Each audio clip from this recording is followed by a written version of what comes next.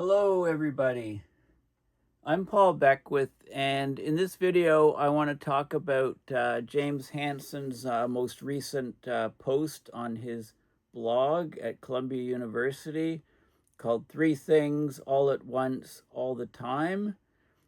He posted this blog on January 13th, just a few days ago, and the three things he's referring to are when you want to figure out the climate sensitivity, for example, of the planet. What will a doubling of CO2 do to global average temperatures?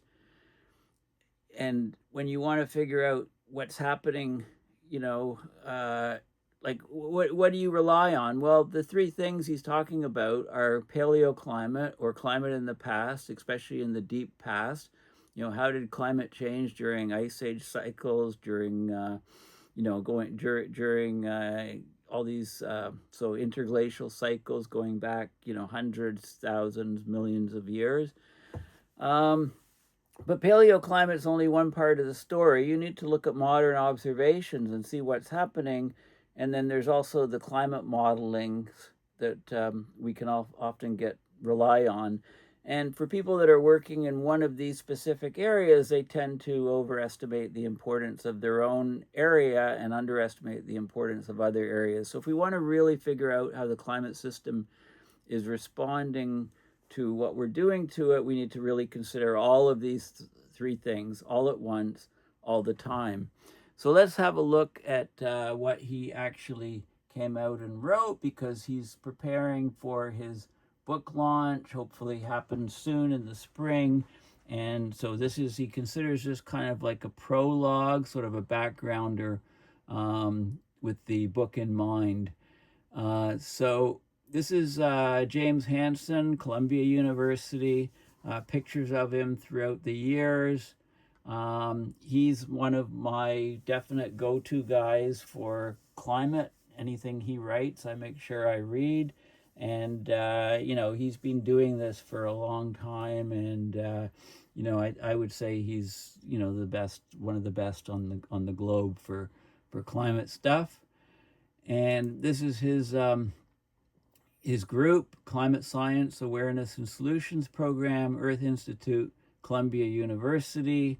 And his recent communications, the most recent is Sophie's Planet, Prologue, Part 1, Three Things All at Once, All the Time. So that's what I'm going to be discussing. And then I've got some background links on some of the things that help explain what he's discussing. So he's talking about Sophie's Planet. That's the book that should be published, hopefully. I think his present deadline is in the spring of this year. So hopefully that's met. And I've just offered to proofread all of his stuff. Communicating that to him through his lawyer, who I know and how to get in contact with. So anyway, we'll see what happens. I'd love to proofread it. I can't wait for it to come out. What is it about? Sophie's Planet's about climate science and climate policy. Sophie is one of James Hansen's grandchildren. Analysis of each of these, climate science and climate policy, requires thinking about three things all at once, all the time. So a prologue for the book may help clarify how, he says, we went about it. It's mostly him. Okay, so what they're doing is, what he does is he often writes stuff and puts it out there on his blog, basically to get feedback on fact-checking and criticism. So looks like this is part one of a prologue. He did this landmark paper a few years back called, I think 2015, called Ice Melt, Sea Level Rise, and Superstorms. And they published it online for review, and then it was submitted to a journal and was accepted and published in the journal a few years later. And what they wanted to do is get feedback on it, which they did. Now, the approach to looking at these things was to give equal attention to the paleoclimate data, the global climate modeling, and modern observations of ongoing climate change. They could have got it through years earlier and had it reviewed very quickly if they just had, he says, a simple string A to B to C to D to the conclusion. But he's saying this is not the way things work for complex problems, right? The fastest way to a solution as to what's going on with climate was to think simultaneously about paleoclimate models and modern data all at once, all the time, in order to get the idea, in order to figure out climate sensitivity, right? What would we expect the global average temperatures to rise to for a given amount of increase of greenhouse gases? The metric we normally use is for a doubling of CO2. So if we're looking at climate policy, you have to think about multiple things too. You have to think about the climate science. You have to think about the energy science. Where does the globe get our energy from? And you have to think about the politics all at once, all the time. So he gives a good example. Why do climate modelers tell policymakers that we can keep global warming below 1.5? Right?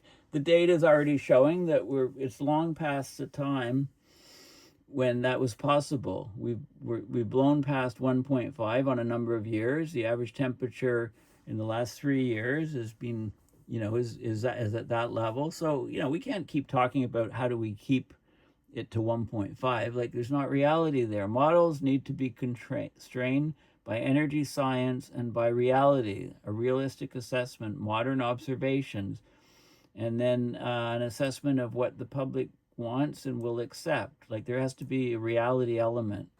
There's no recipe for scientific investigation, but he says a prologue is hopefully going to clarify the approach that he takes in the book. Okay, so he shows this beautiful rainbow, a double rainbow, and talks a little bit about the physics of it.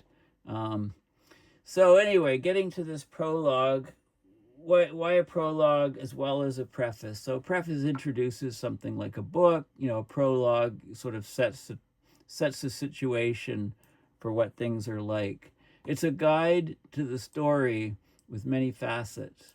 So Hansen says his goal with this book, Sophie's Planet, is to use his life experience, gradual education as a scientist and political independent, to help people understand climate change on our home planet, the origin in the energies that we've used to improve our lives, and the politics that make it difficult to achieve good public policy.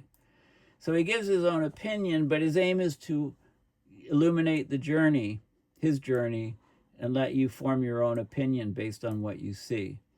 He says if you're not a scientist, the prologue will be hard, include science topics without full explanations.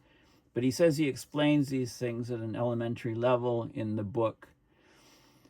So he says his parents were itinerant farmers, so they traveled around to where the crops were, loved rural life, but sharecropping or farm rental became impossible as large-scale farming developed. So he talks a little bit about where he's from, how he grew up. He was 4 years old. His parents moved to town, after the itinerant farming didn't work out or kind of ended. He was the fifth of 7 children, 4 being girls. Denison, Iowa, was where he grew up. He says that his sisters were avid readers, outstanding students, excellent education, one-room schoolhouse. But he says he did not read. He was silent. He listened and remembered, but responded little, if at all, back then. And he says it was only in the past decade that his wife, they've been married well over 50 years, persuaded him that he was on the autism spectrum, likely would have been labeled Asperger's today, making oral communication more challenging. So he he testified in 1988. So he talks in a very personal fashion about his youth and about, what led up to his 1988 testimony, which is famous. He testified to the United States Senate that human-made global warming had begun, was measurable, And there was NASA. There was a lot of interest back then. NASA used congressional interest in climate change to launch a multi-billion-dollar mission to planet Earth. Project to basically study planet Earth, our own planet, in much greater detail to see what was happening with climate. And he criticized the NASA plans to just observe Earth from a huge satellite.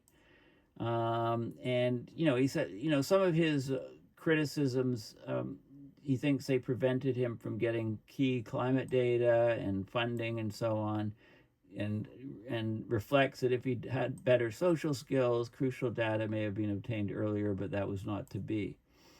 So he talked about some of the exceptional scientists that he had the opportunity to learn from. So he notes 4 scientists helped him the most to understand scientific, investigation, the objective method of scientific investigation. So James Van Allen, very, very famous physicist. He discovered Earth's radiation belts about the late 50s. So Hansen met him when he arrived at University of Iowa as an 18-year-old. And he said he didn't take any courses Van Allen taught, didn't want him to know how ignorant he was. But he did study, in graduate school in other planets, and had communications with James Van Allen talking about Venus and so on. Right? Observations revealed a high level of microwave emissions from Venus. So Van Allen wondered whether the emissions might mean that there was these radiation belts around Venus like there is around Earth, or that Venus had a very high surface temperature. So a lot of Hansen's early work was with other planets. He talked about some of the learning process with Van Allen. Each student had to make an original proposition about some scientific topic and then defend it before a committee of professors. Most often the proposition would be wrong. So anyway, it forced students to be skeptical of their own ideas. And this is a very important factor. You can't be too you can't be too confident of your own ideas just because they're your own ideas. To be a really good scientist, you have to be skeptical even of your own ideas, not just other people's ideas. And when new data becomes available, you need to re-examine your prior interpretations and conclusions, anticipating that they may have been wrong. So self-skepticism is a key for success in science. I agree completely with this. So Hansen looked at many observations of Venus. He argued that emissions from Venus were heat radiation, required a much hotter surface than Venus would have had if it was a solid body re-radiating to space the solar energy that the planet absorbs. So the atmosphere, gases or particles suspended in the air, or aerosols, enhance the surface temperature. And, he talks about Carl Sagan and Jim Pollack, Harvard scientists, who argued that infrared absorbing or greenhouse gases like CO2 cause a high temperature on Venus by blocking heat radiation to space, so force the temperature to rise until the emission of heat matched the absorbed solar energy.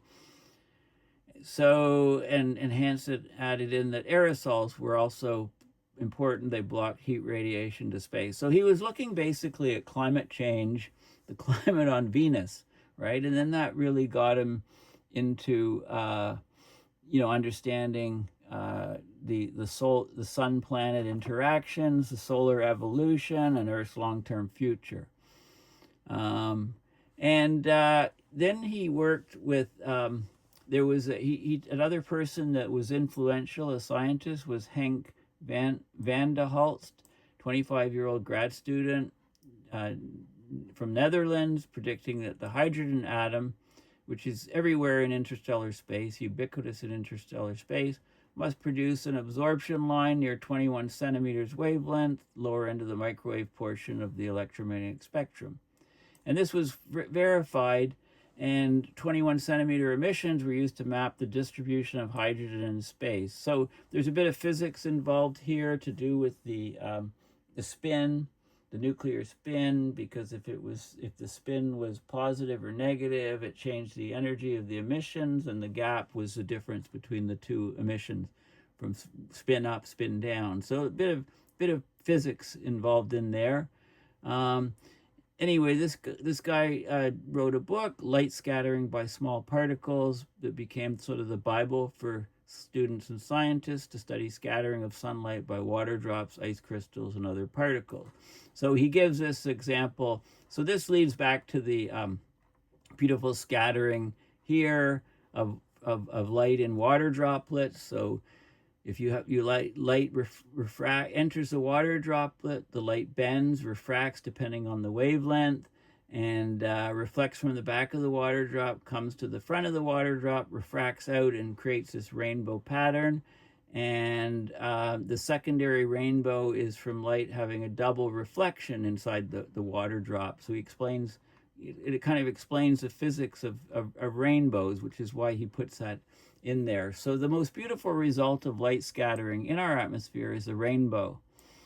So rays of sunlight get refracted or bent as they enter the water drop.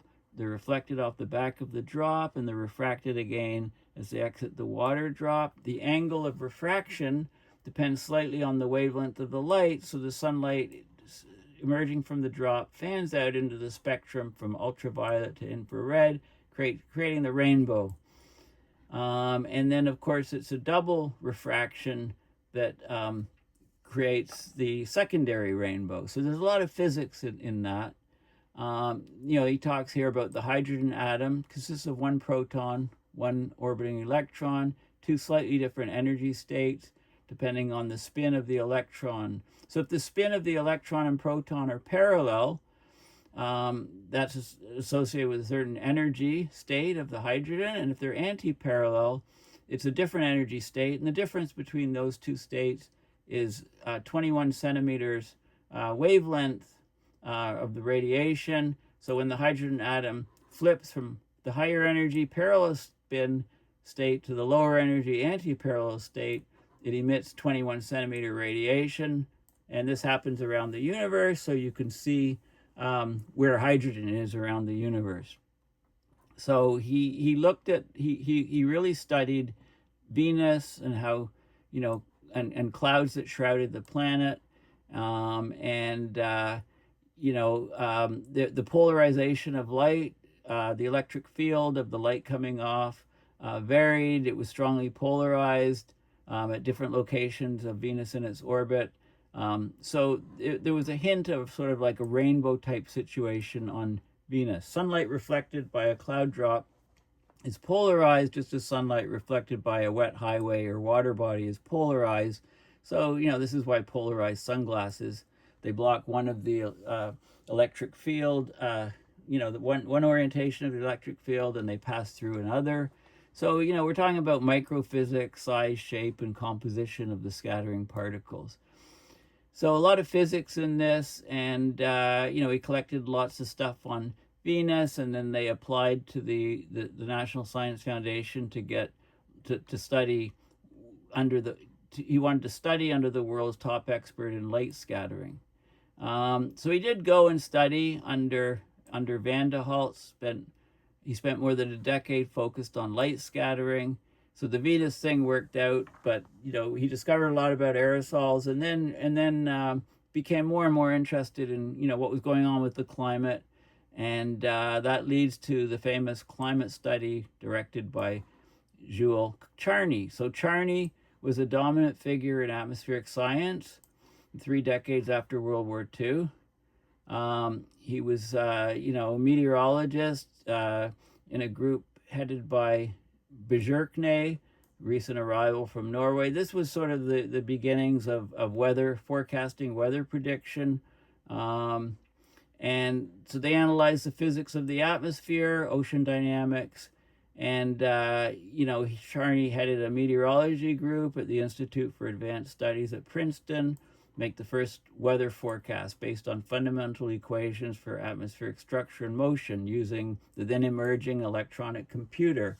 So that launched modern day weather prediction. Now, Charney's career was capped in 1979. He led a climate study requested by U.S. President Jimmy Carter's science advisor, Frank Press.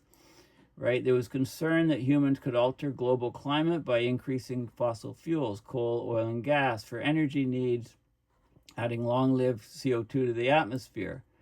So they did basically a report, the Charney report, and basically calculated the sensitivity of the system, the climate sensitivity.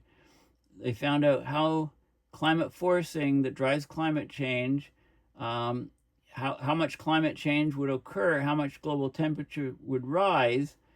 So they looked at the sensitivity of the system, and then you just multiply the amount of greenhouse gases by the sensitivity, and you could calculate how much temperature would rise with a doubling of CO2.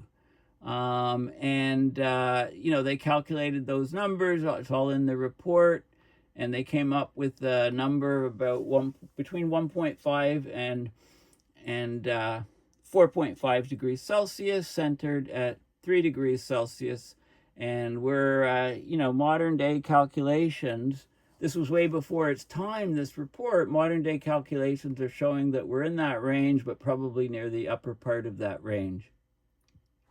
Okay, so basically he talks about his interactions with Charney. Charney's best estimate for the equilibrium eventual global warming in response to a doubled CO2 was 3 degrees Celsius, but with great uncertainty, since it was only a 50% chance that sensitivity was in the range 1.5 to 4.5.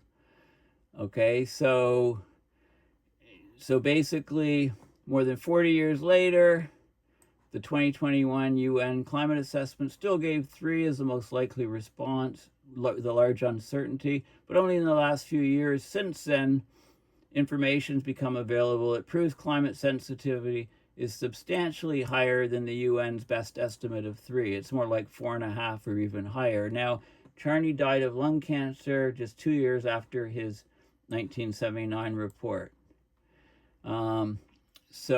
But his framework for studying climate change was really important, looking at the role of clouds, moist convection, towering cumulus rain clouds, and explaining not only high climate sensitivity, but growing climate extremes, weather extremes, heavy precipitation, floods, and the strengths of storms.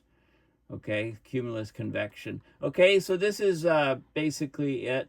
So there's a lot of the more I read this, the more interested I become in what the final product will look like, because this is supposed to be a prologue.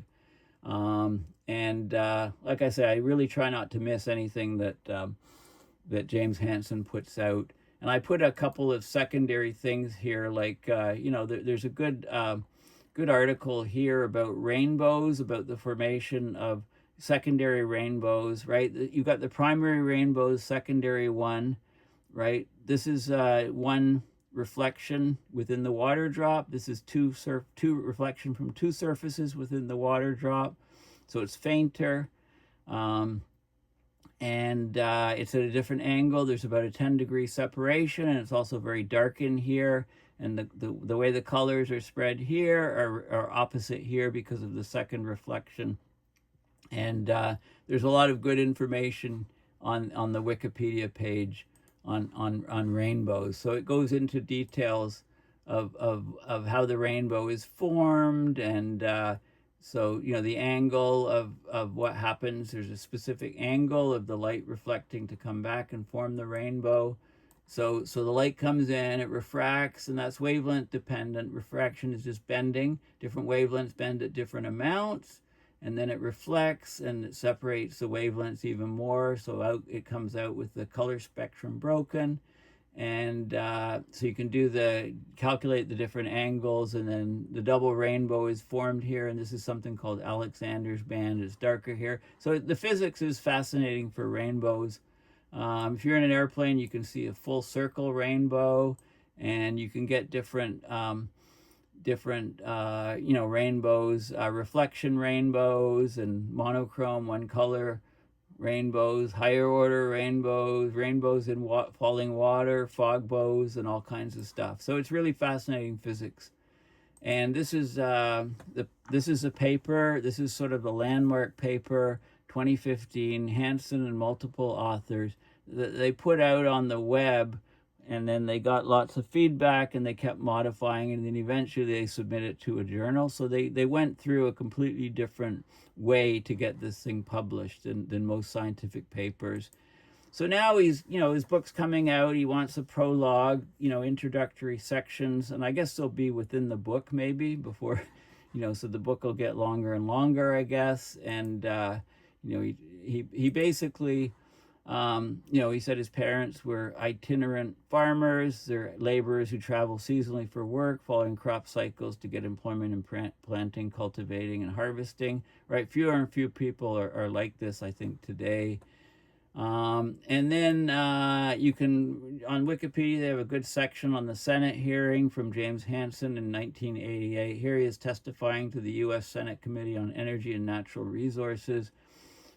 The hearing marked one of the earliest instances in which anthropogenic climate change was prominently addressed in U.S. political and media discourse.